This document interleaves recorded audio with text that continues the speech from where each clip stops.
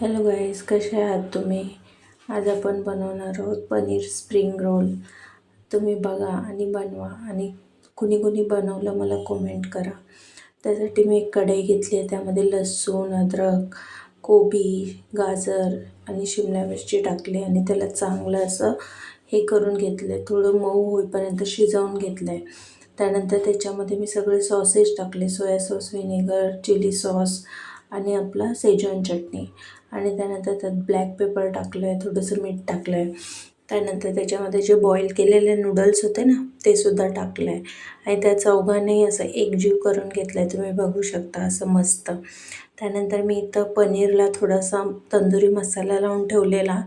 हा कलर नाही आहे, कारण की मला कलर नव्हता टाकायचं, म्हणून मी असंच आपलं घरी मसाला करून तो मसाला असा बनवून घेतला आणि पनीरला असं साईडला काढलं.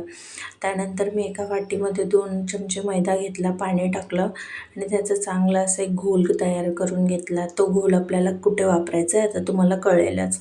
असं मस्त त्याला घोळून घ्यायचं. आणि त्यानंतर मी एक स्ट्रिप घेतली, त्याच्यामध्ये स्प्रिंग रोलचा मसाला आणि असा पनीर ठेवला आणि त्याला चांगलं असं बंद केलं. बघा, मी स्लोमध्ये दाखवते, तुम्हाला कळेल कसं बंद करायचं. आणि असे मी सगळे स्प्रिंग रोल तयार केले आणि नंतर इथं फ्राय करून घेतलं.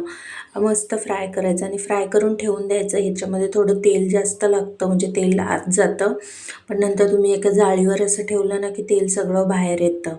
असे बघू शकता तुम्ही, असं लाल होईपर्यंत मस्त असं फ्राय करून घ्यायचं. आणि त्यानंतर खाण्यासाठी रेडी आहे आपला स्प्रिंग रोल.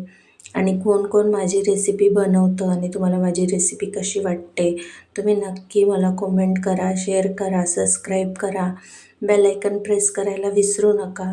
आणि माझे व्हिडिओ कसे वाटले मला नक्की सांगा. Thank you for watching. बाय.